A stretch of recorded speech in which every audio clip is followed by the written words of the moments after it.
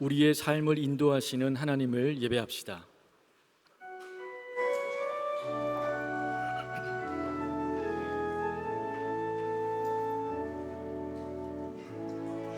하늘의 문을 여소서, 이곳을 주목하소서. 주를 향한 노래가 꺼지지 않으니 하늘을 열고 보소서. 이곳에 임재하소서. 주님을 기다립니다. 기도의 향기가 하늘에 닿으니 주여 임재하여 주소서. 이곳에 오셔서 이곳에 앉으소서. 이곳에서 드리는 예배를 받으소서. 주님의 이름만이, 오직 주의 이름만 이곳에 있습니다. 나는 전능하신 아버지 하나님, 천지의 창조주를 믿습니다. 나는 그의 유일하신 아들 우리 주 예수 그리스도를 믿습니다. 그는 성령으로 잉태되어 동정녀 마리아에게서 나시고 본디오 빌라도에게 고난을 받아 십자가에 못 박혀 죽으시고 장사된 지 사흘 만에 죽은 자 가운데서 다시 살아나셨으며 하늘에 오르시어 전능하신 아버지 하나님 우편에 앉아 계시다가 거기로부터 살아있는 자와 죽은 자를 심판하러 오십니다. 나는 성령을 믿으며 거룩한 공교회와 성도의 교제와 죄를 용서받는 것과 몸의 부활과 영생을 믿습니다. 아멘.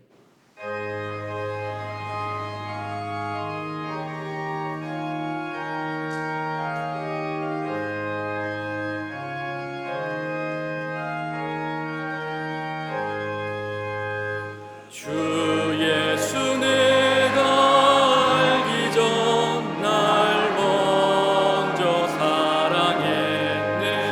그 크신 사랑 나타나 내 영혼 거듭났네. 주 내 맘에 늘 계시고 나 주의 안에 저 포도 비유 같으니 참 좋은 나의 친구. 내 친구 되신 예수님 날 구원하시려고 그 귀한 몸을 버리사 내 죄를 대속했네. 나 주님을 늘 믿으며 그 손을 의지하고 내 몸과 마음을 바쳐서 끝까지 충성하리.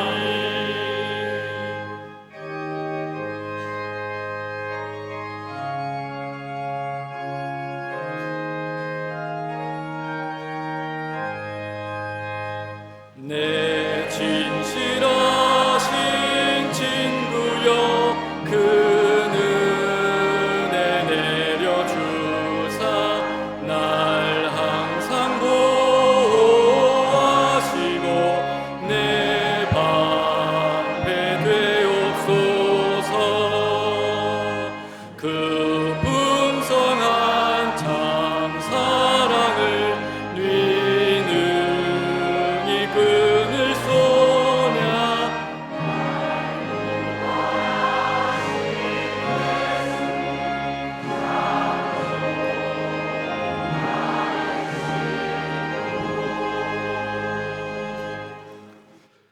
창조주이시며 구원의 삼일체 하나님, 거룩하고 복된 주님의 날, 깨끗한 마음과 올바른 양심으로 하나님의 이름을 높여드리는 예배로 인도하여 주옵소서. 공동체 안에 예수님의 사랑으로 서로 품지 못하고 자기중심적인 삶을 드러내 상처받고 힘들어하는 성도님들이 있습니다. 하나님, 우리의 죄를 용서하여 주시고 우리를 악에서 구원하여 주옵소서. 1942년 무지와 가난 그리고 어둠의 세력이 가득했던 정릉 땅에 하나님 교회에게 하나님의 사랑과 부름받은 성도님들이 세운 정릉교회, 하나님의 일하심으로 오늘날 정릉 지역의 변화된 모습은 한 생명을 천하보다 귀히 여기며 예배, 전도, 섬김의 모습을 보이신 믿음의 선배님들에 의해 가능했던 놀라운 하나님의 역사입니다. 이 자랑스러운 역사를 다음 세대에 가르치고 보게 하고 따르게 하는 노력을 통해 새로운 100년의 정릉교회의 역사를 만들어가게 하옵소서. 하나님, 남북의 지도자들 성령 하나님의 일하심에 예수님을 주로 고백하며 주님의 가르침에 순종하여 이념이나 경제적 능력이 아닌 오직 복음으로 통일을 이루게 하시고 말씀과 기도의 능력이 충만한 이 땅의 백성들을 사용하여 세계 복음화도 이루게 하옵소서. 하나님, 국내 선교부가 생명 살리기 위해 선교 사역을 준비 중입니다. 참여하는 모든 지체들 주님 안에 한마음 한뜻으로 섬김의 도를 다하여 구원받는 생명 있게 하여 주옵소서. 하나님, 세움교구를 축복하여 주옵소서. 부부와 아이 중심의 세대, 서로에게 무한 헌신과 사랑하며 돕는 배필의 가정, 사랑의 열매인 어린 생명들을 가정예배를 통해 믿음의 성장을 이루게 하시고 교회 안에서 서로 사랑하고 배려하고 돕는 공동체 정신을 배우는 세움교구 되게 하옵소서. 육교구 청년들, 그들 앞에 놓인 미래, 그들을 위해 하나님의 길 있습니다. 주님 법을 사랑하고 지키는 청년에게는 그 마음의 평안이 깃들고 그들 앞에 어떤 장애물도 극복할 수 있음을 알게 하옵소서. 주님의 종이 선포할 말씀에 하나님은 거짓과 속임수는 용납지 않으시며 회개를 통해 거듭나게 하신다는 사실을 깨닫게 하셔서 예수 그리스도의 십자가 죽음과 부활을 헛되게 하지 않는 참된 예배자로 살아가게 하옵소서. 예배를 위해 헌신하는 분들, 찬양대 그리고 회중들께 주님의 은혜가 충만한 예배되게 하여 주옵소서.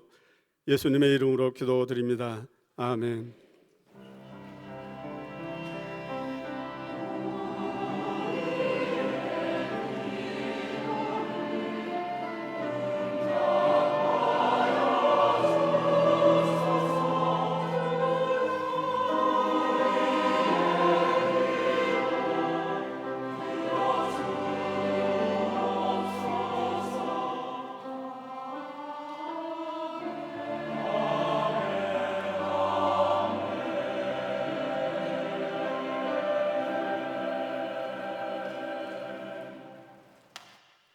예배에 오신 모든 성도님을 진심으로 환영하고 축복합니다.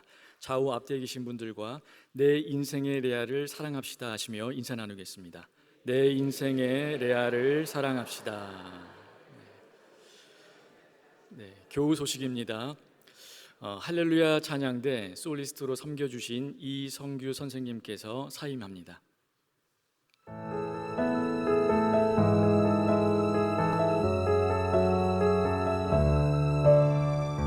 정릉교회 예배에 참여하신 모든 분들을 주님의 이름으로 환영합니다. 새로 오신 분 중 등록을 원하시는 분은 대예배실 입구의 안내팀이나 3층 새가족실로 오시면 친절히 안내해드리겠습니다. 다음 주일은 광복 81주년 감사주일입니다. 하반기 세례 입교 교육이 다음 주일부터 시작됩니다. 세례 입교를 원하시는 성도님께서는 행정실로 접수해 주시기 바랍니다. 자세한 내용은 주보를 참고해 주십시오. 형제교회 여름사역이 이번 주 목요일부터 토요일까지 양평 일신교회와 모른교회에서 진행됩니다. 여름사역을 위한 기도회 및 준비 모임은 오늘 오후 2시 지하 다목적실에서 있습니다. 목회자 휴가 안내입니다. 김지훈 목사님께서 8월 3일부터 15일까지 쉼의 기간을 갖습니다. 5교구는 권영현 목사님과 김윤성 목사님께서 대체해 주십니다. 조한마음 목사님께서 8월 3일부터 7일, 10일부터 14일까지 쉼의 기간을 갖습니다. 8월 기다림 말씀 간지가 나왔습니다. 한 달간 활용해 주시기 바랍니다. 여름 사역으로 인해 다음 주일까지 주방에서 식사를 제공하지 않습니다. 권사회 원래회가 오늘 오후 12시 40분 지하 중예배실에서 있습니다. 오늘 오후 1시 30분에 당회가 있습니다. 이외에 알림 및 모임은 주보 또는 홈페이지를 참고해 주시기 바랍니다.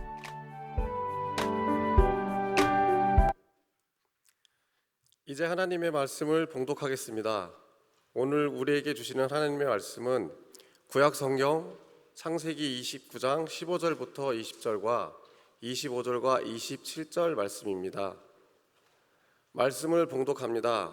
하나님 말씀을 경청하십시오. 라반이 야곱에게 이르되 내가 비록 내 생질이나 어찌 그저 내 일을 하겠느냐 내 품삯을 어떻게 할지 내게 말하라.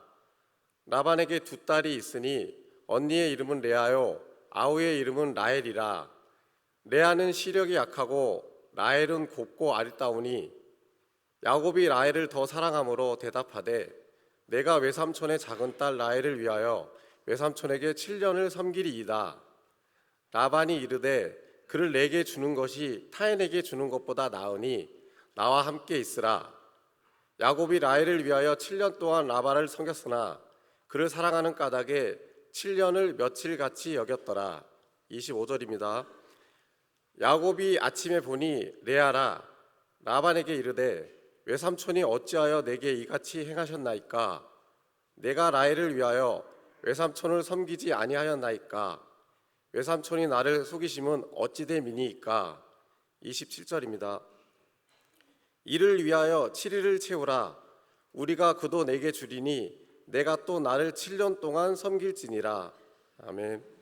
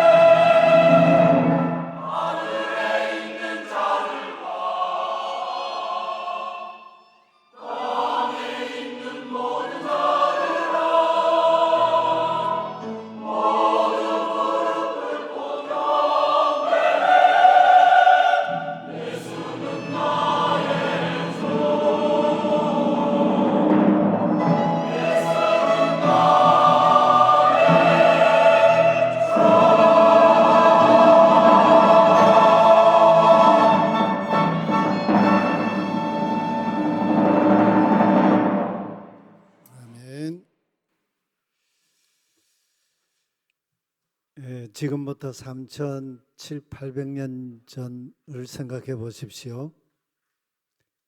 도망자가 돼서 800km 넘는 긴 거리를 여행한 그 사람의 발이 어떤 발이었을까요? 요즘같이 좋은 가죽신이나 또는 운동화도 있는 것도 아니고 얇은 가죽으로 만든 샌들을 신고 그 먼 길을 혼자 도망친 그 사람의 발, 아마 갈라지고 부르트고 흙먼지로 그냥 눌러붙은 그런 험한 발이었지 않겠습니까?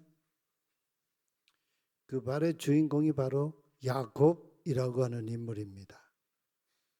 브엘세바를 떠날 때 그는 도망자였습니다. 살기 등등한 형의 낯을 피해 부모님과 서둘러 이별하고 지팡이 하나만 들고 따르는 사람도 같이 동행하는 사람도 없이 많은 걸 메고 이렇게 도망할 수 없었어요. 그렇게 지팡이 하나 짚고 도망자의 길을 떠났습니다. 루스 광야에서 돌베개를 베고 잠든 그 밤, 하늘과 땅 사이에 놓인 사닥다리를 보지요. 야훼께서 꿈에 현현하셨습니다. 나는 야훼, 내 조부 아브라함의 하나님, 내 아버지 이삭의 하나님, 내가 너와 함께 있어 내가 어디로 가든지 너를 지키리라. 야훼께서 그에게 약속하셨습니다. 그날부터 야곱은 지금까지는 할아버지의 하나님, 아버지의 하나님을 섬겼는데 야곱 자신의 하나님으로 모시는 하나님께 단독자로 서기 시작하죠. 한 달을 더 걸었습니다. 마침내 하란에 도착했습니다. 근데 그때 상황을 히브리서 기자는, 창세기 기자는 말하기를, 그런데 보라, 왜 힘내, 그리고 보라. 거기에 우물이 있었습니다. 어머니 리브가에게서 익히 듣던 바로 그 우물이었습니다. 하란에 가거든 우물을 찾으라. 우물 얘기 어머니로부터 얼마나 들었겠어요. 그 우물에서 아버지 이삭과 결혼하게 되는 그런 이 만남의 시초가 일어난 사건이 있었던 우물 아닙니까? 그 우물가에 가니까 사람들이 있었습니다. 그래서 묻습니다.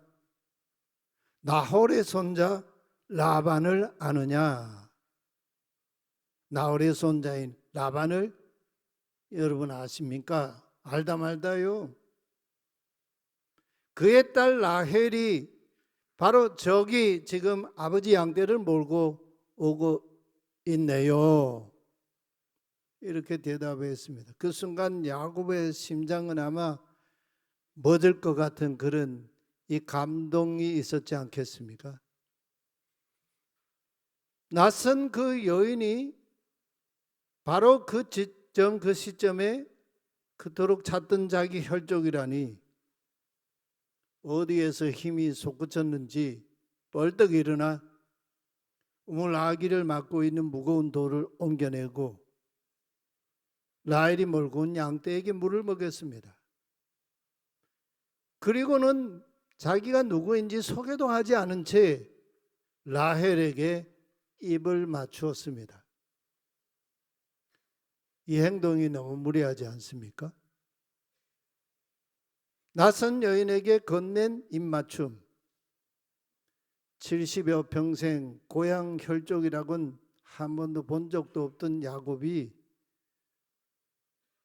외삼촌의 딸을 만나고 보니 안도와 감격이 한꺼번에 터져 나온 그런 이 내면에서 솟구친 행동이죠. 그리고는 다른 말도 하지 않고 입을 맞춘 이후에는 막 그냥 펑펑 웁니다. 라헬이 얼마나 놀랐겠어요. 망감이 교차하는 눈물이었지 않겠습니까? 아, 이제 내가 드디어 살았구나. 그러고는 라헬에게 한참 울고 나서는 자기가 누구인지 여기까지 오게 된 그 사연, 어머니가 리브가라는 사실을 라헬에게 들려줬습니다.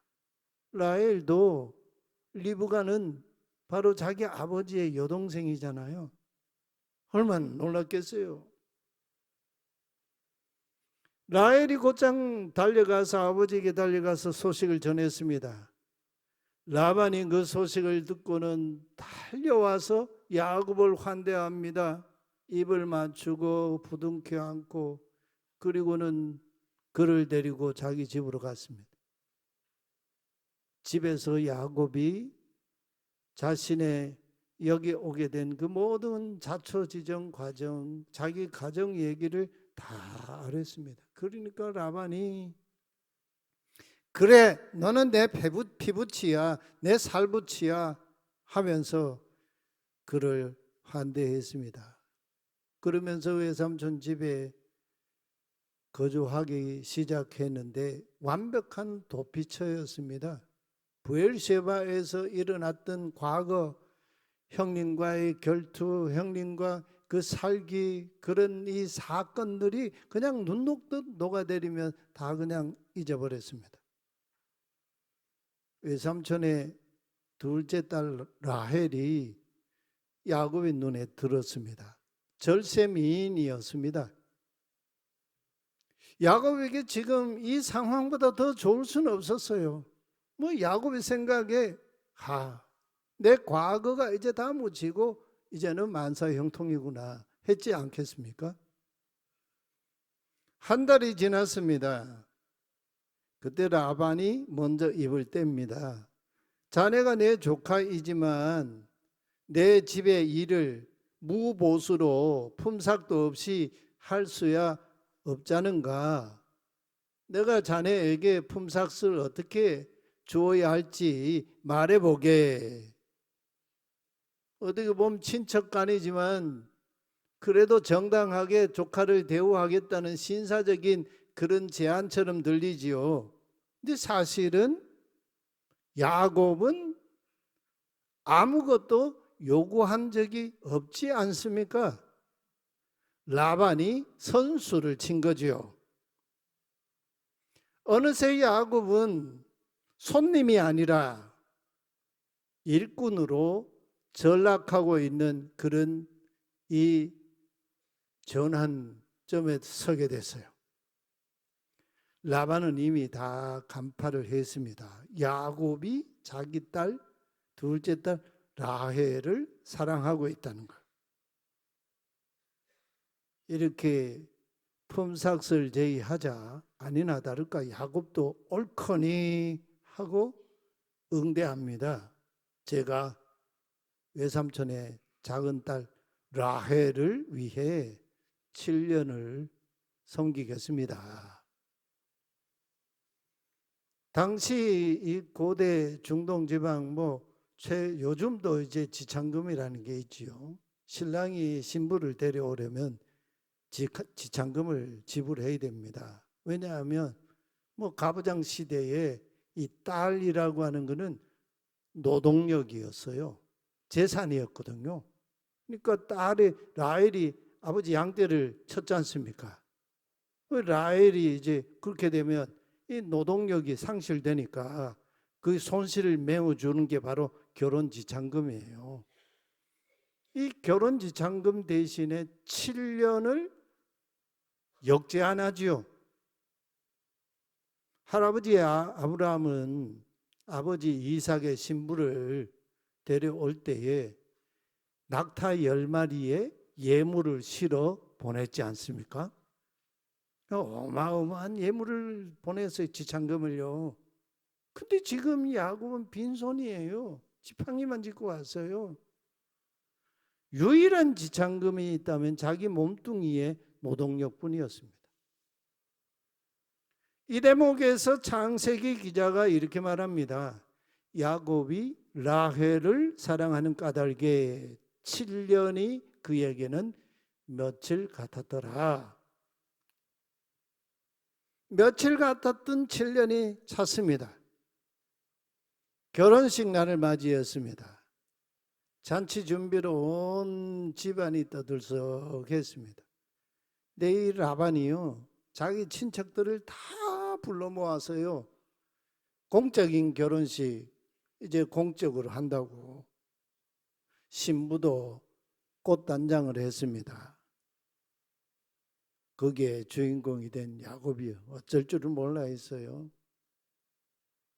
창세기 기자의 증언을 가만 보면 이 저녁이 되어서 잔치가 시작이 되었다 합니다.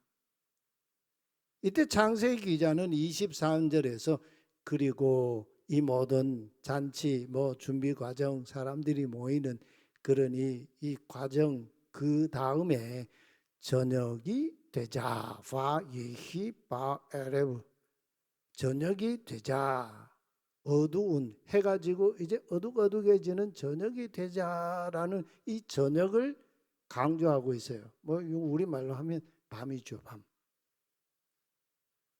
라반이 그리고 저녁이 되자 그의 딸, 서로 이미 다 사전에 준비한 각본대로 그의 딸 레아를 취하여 야곱에게로 가매.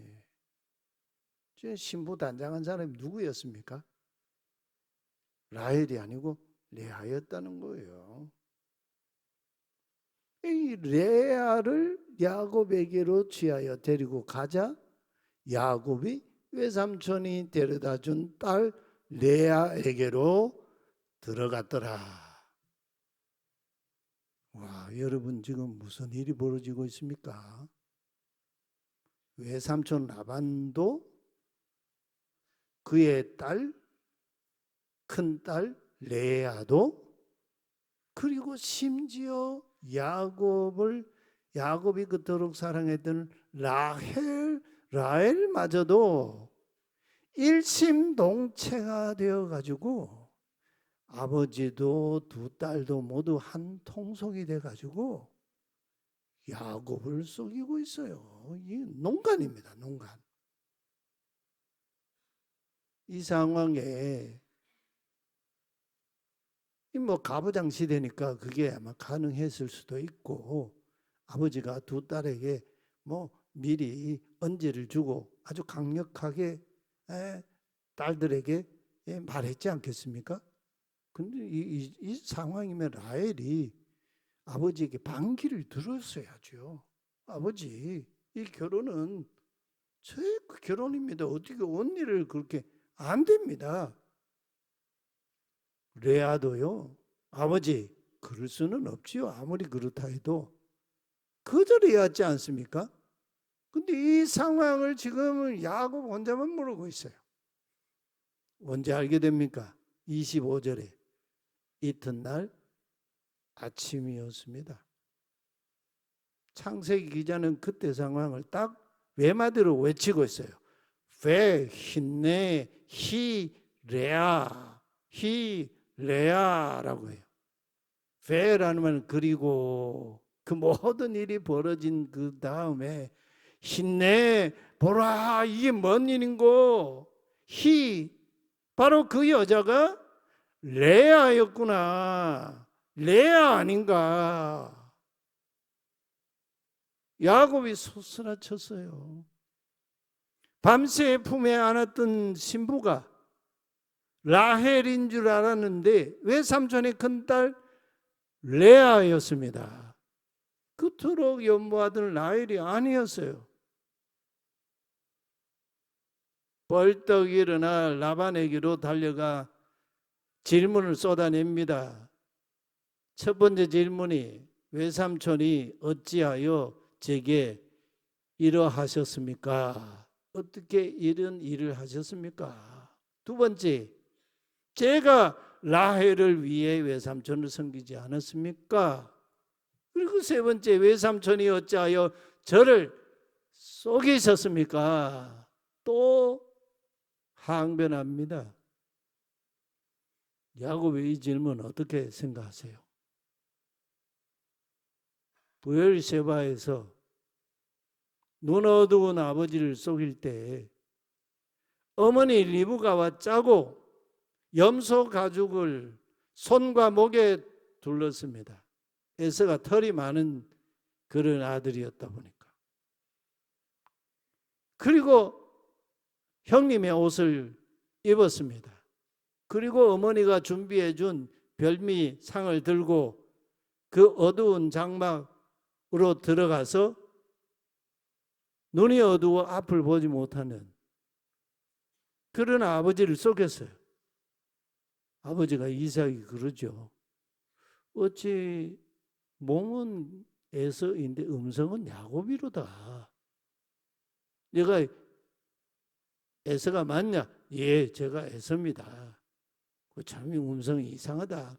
그러면서 그에게 축복했지 않습니까? 근데 지금 어두운 밤 신방에서 아버지가 시키는 대로 순종한 딸 레아에게, 심지어 사랑하는 라헬에게조차도 똑같은 방식으로 완전히 속임을 당합니다. 속이던 자가 속임당한 이 자리에서 등골이 서늘해지죠.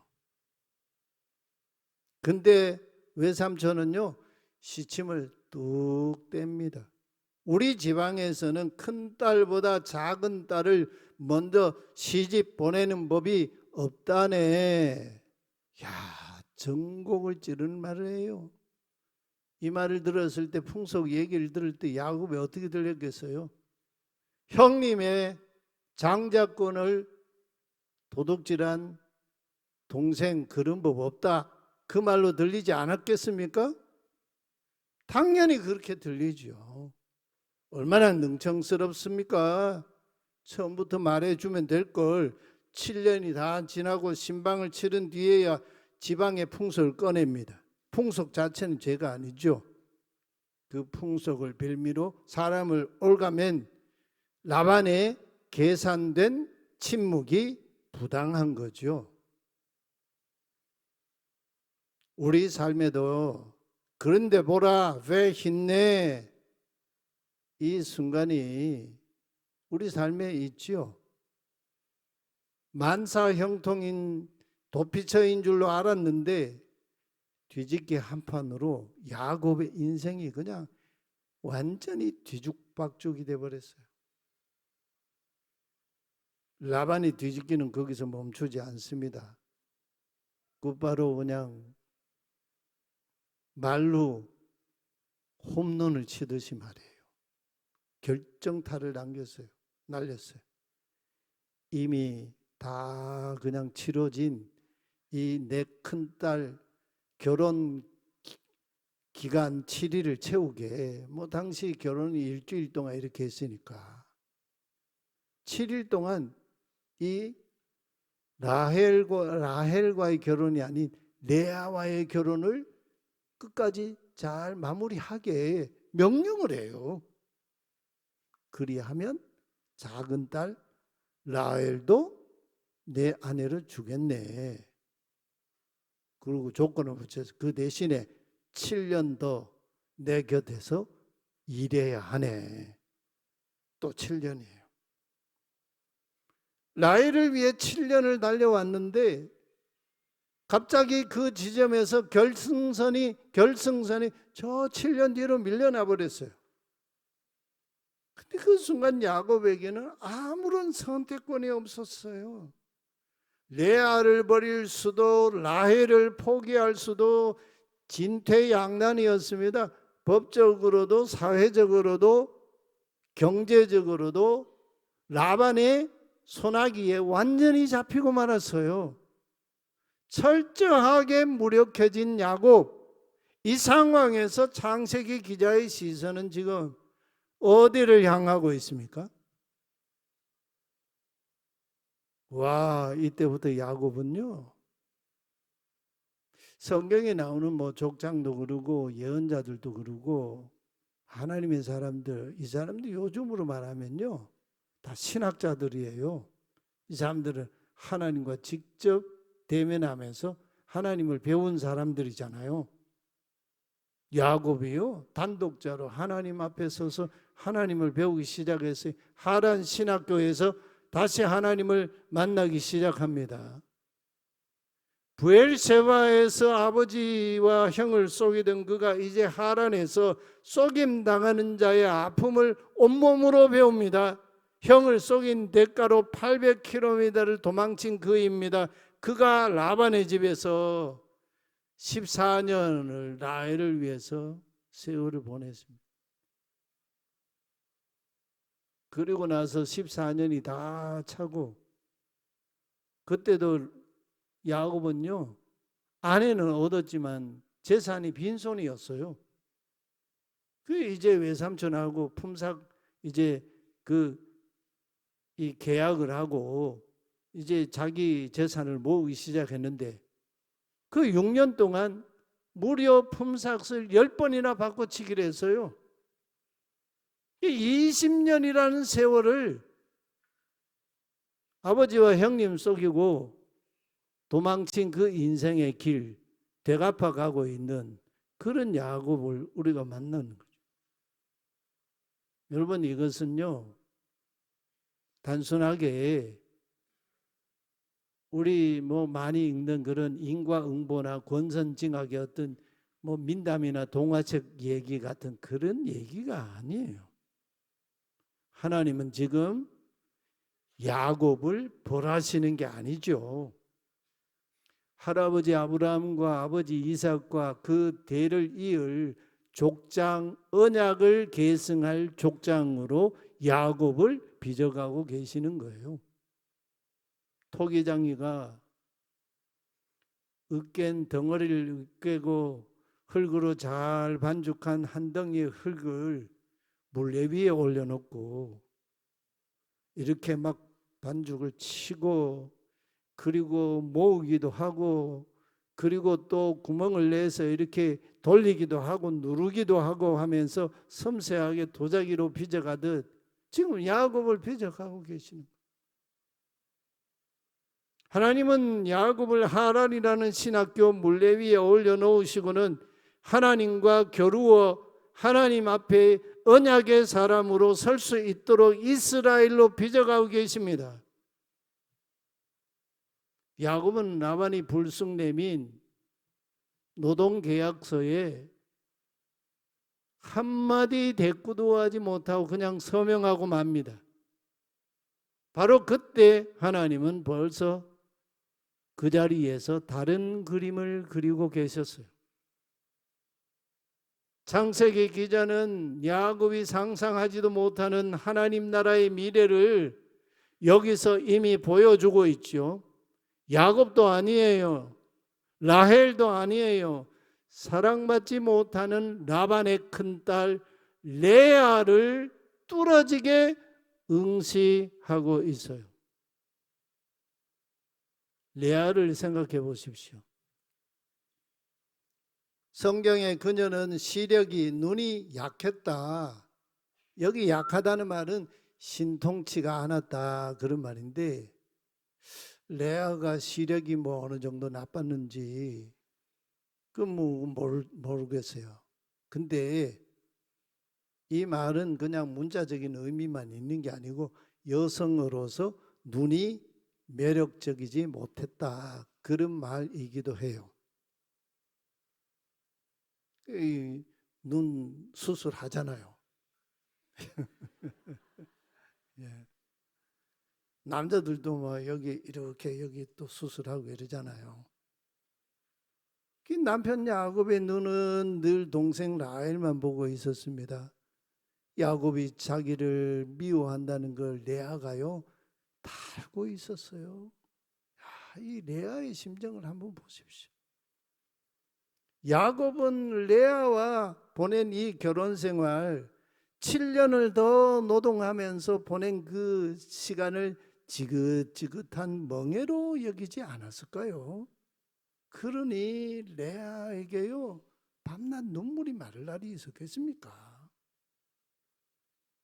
창세기 기자가 선포를 하죠. 31절에 야훼께서 레아가 사랑받지 못함을, 여기 사랑받지 못하다는 이런 말로 좀 우아하게 번역했는데요, 원어를 직역하며 미움받고 증오를 받았다, 이 말이에요.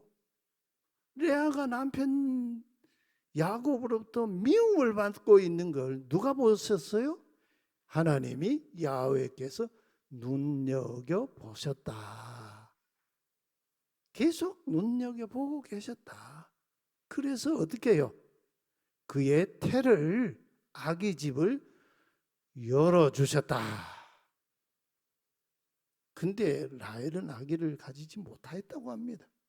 자, 하나님이요, 여러분 지금 라반의 집에서 하나님께서 눈여겨보시고 계시는 인물이 누구입니까?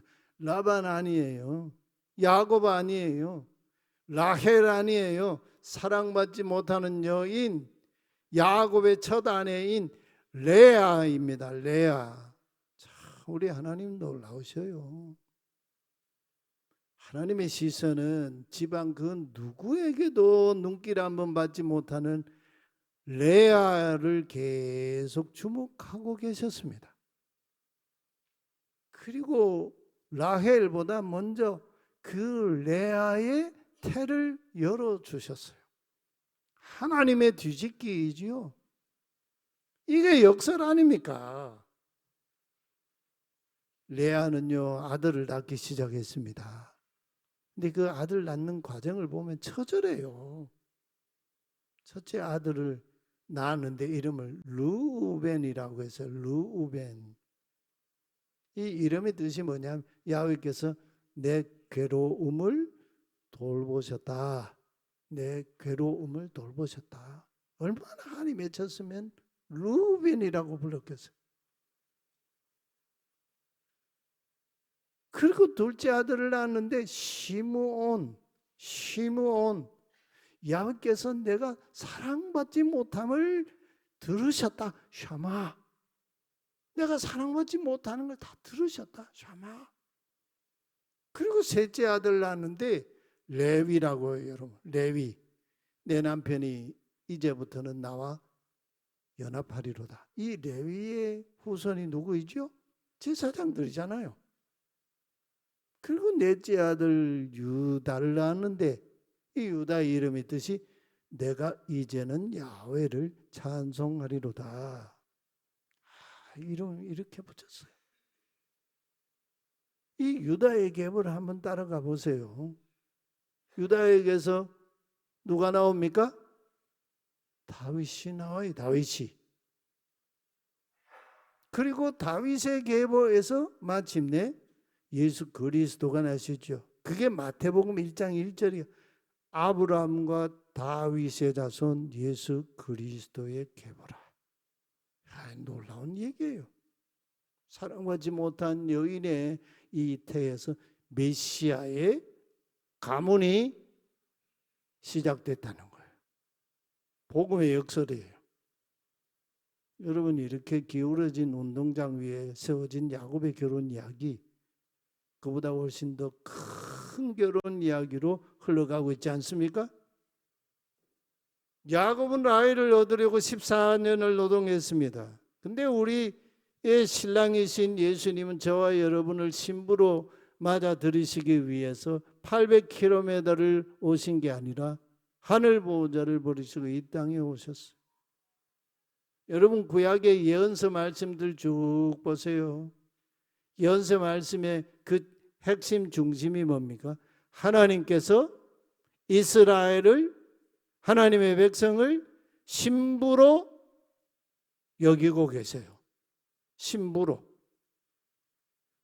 야곱은 아침에 깨어나서 그런데 보라, 이 여자가 레아 아닌가 분노하며 화들짝 놀랐지만 버림받은 그 레아의 태를 열어주셔서 메시아를 우리에게 역사 속에 보내신 하나님, 놀라운 하나님의 은혜 아닙니까? 야곱이 밤새 속임당했다지만 예수님도 밤새 배반당하셨어요. 겟세마네 동산 그 어둠 깃든 그 동산에서 유다의 배신의 입맞춤을 받으셨어요. 레아의 태를 여셔서 메시아를 보내주셨듯이 예수님은 십자가로 우리에게 부활의 능력, 승리와 구원을 우리에게 선물로 주셨습니다. 오늘 저와 여러분에게 그런데 보라 왜 힘내 이 여자가 레아 아닌가 하는 놀라움이 없습니까? 우리에게도 레아가 있을 거예요. 우리 같이 인사했잖아요. 내가 원하지 않는 직장이 레아일 수 있어요. 자녀들이 레아일 수 있어요. 사랑받지 못한다고 느끼는 나와 너의 관계, 이 내 인생의 레아이죠. 스스로 마음 들지 않는 내 모습, 우리 눈에는 라헬이 최상으로 보이지만 하나님은 뜻밖의 우리 인생에 레아를 들여보내셔요. 오늘 말씀에 우리 함께 응답하면 좋겠습니다. 내 인생에 찾아온 레아를 밀어내지 맙시다. 야곱처럼 미워하지 맙시다. 증오하지 맙시다. 하나님은 레아를 눈여겨보세요. 레아의 고통을 하나님이 샤마 듣고 계세요. 그리고 그 대문을 여세요. 이거 라헬이 아니잖아 하지 말고 레아의 대를 여시는 하나님께 우리가 소망을 둬야 합니다. 내 아내 라헬만 사랑하지 말고 내 아내 레아도 끌어안고 사랑해야 합니다. 우리 장로님 기도도 하셨는데 우리 공동체 안에 레아가 있죠. 저 사람 아니면 참 좋겠는데. 우리 안에는 라헬 같은 부분도 있고 레아 같은 부분도 있어요. 자랑하고 싶은 라헬도 있지만 내 인생에 감추고 싶고 미워하는 레아도 있어요. 하나님은 라헬에게 나중에 요셉과 베냐민을 자식으로 주셨지만 레아에게 먼저 태의 문을 열어주셨습니다. 그를 통해 메시아를 우리에게 보내셨습니다. 야곱은 레아 때문에 7년을 더 노동했지만 하나님 그 세월을 허비하게 하지 않으셨어요. 그 세월 속에서 이스라엘의 12지파를 세우셨습니다. 우리 하나님의 신실하심이에요. 하나님의 은혜예요. 저와 여러분 인생 안에 있는 레아를 보시는 하나님, 레아의 눈물과 아픔을 듣고 하나님께서 응답하시는 그 하나님께서 그 레아를 통해서 우리 모두에게 은혜 베푸시기를 원합니다. 우리 같이 찬양하십시다. 나의 가는 길 주님 인도하시네.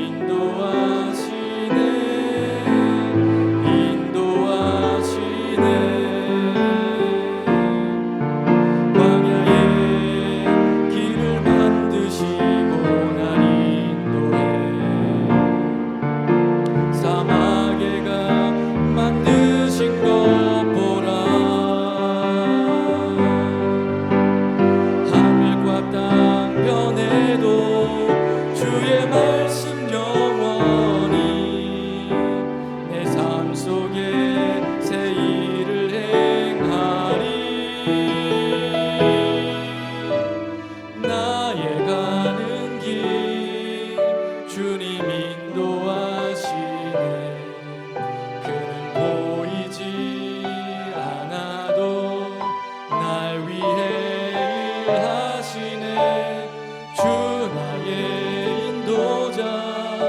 항상 함께 하시네.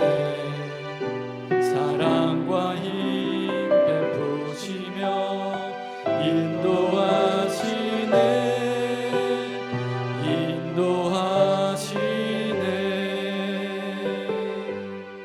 우리 말씀 응답하며 함께 기도합시다. 저와 여러분의 인생에 뜻밖에 찾아온 라헬이 아닌 레아를 맞아들여야 할 때 야곱처럼 자기 자신을 보는 성찰의 눈을 주시옵소서.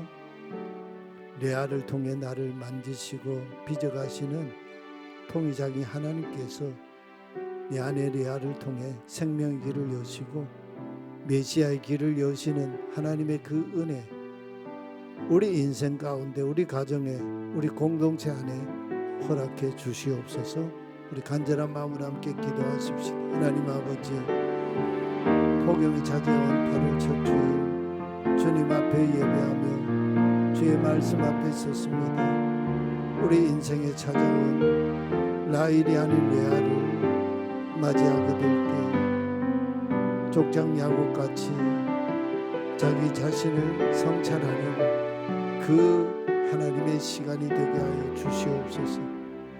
레아를 통해서 나를 만지시고 빚어가시는 토기장이신 하나님께 내 안에 레아를 통하여 생명의 길을 여시고 메시아의 길을 여시고 하나님 더 나은 예비하신 하나님 나라 그 은혜를 베푸시는 그 주님의 놀라운 섭리가 내 인생 가운데, 우리 가정 가운데, 우리 교회 공동체 가운데, 이 땅 가운데 이루어질 수 있도록 주의 은총을 베풀어 주시옵소서.